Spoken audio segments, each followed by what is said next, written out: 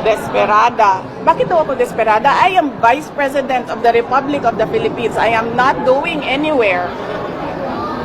So anong ikakadesperada ko? Diba? So yan yung problema dyan. Yan yung problema nila. Because they've never seen anything like Sara Duterte. Hindi ako maareglo.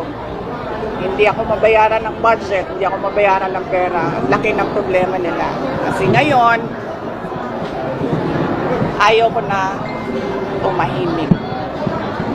Noon, walang nagsasalita kontra sa administrasyon. Ngayon, merong isang tao nagsasalita kontra sa... Nawawala ako sa aking... Sandali, saan ako? Doon sa... Saan? Tinatawag nilang buang. Tinatawag nilang luka-luka. They did that to MDS noon. Pero they cannot do it to me ngayon. Lahat ng psychiatric exam na gusto ninyo, let's go. Gusto nyo pa, televised ang exam, ang tests. So you're also challenging them na maging televised ang test? Oh yeah. Dapat lang. Dapat nakalagay yan dun sa guide. Hindi pwedeng magsekreto-sekreto kayo dyan ng testing ninyo, ha? Ma'am, you said po na you're speaking against the government po. Are you positioning yourself as the opposition na po? Hindi, sila ang nag-aano sa akin. Sila ang nagtutulak sa akin, eh. Sila talaga ang... Inaatake nila ako. Tapos, pag sumagot ako, nagagalit sila. Ginagaslight nila ako. Mr. Deception. Kung pinabayaan lang sana nila ako sa Davao, I was mayor already, I was unopposed. Kung pinabayaan lang nila ako sa DepEd, nagtatrabaho lang ako dun, wala akong ginagawa sa kanila. Nung nag-resign ako sa DepEd, kung pinabayaan lang nila ako, diba? Na gawin ko yung trabaho ko sa Office of the Vice President, kahit magtanim ako ng puno araw-araw, pabayaan nyo lang ako. Kasi may pagbabago campaign naman kami, tree planting, educational advocacy, lahat yun.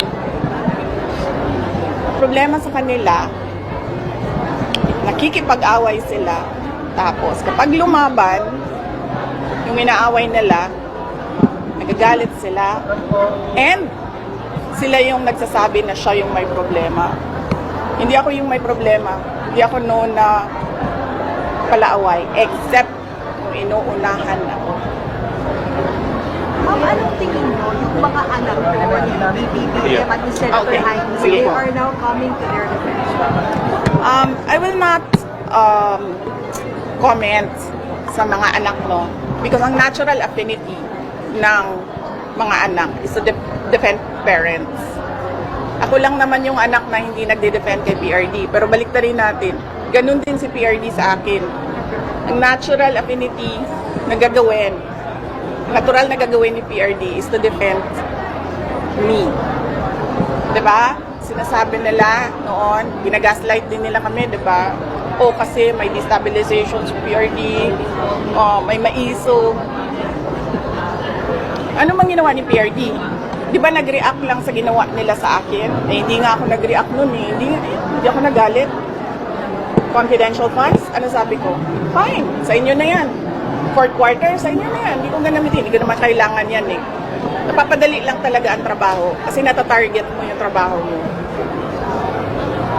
Ano pang inano nila? Security, kunin namin lahat. Sa inyo na yan.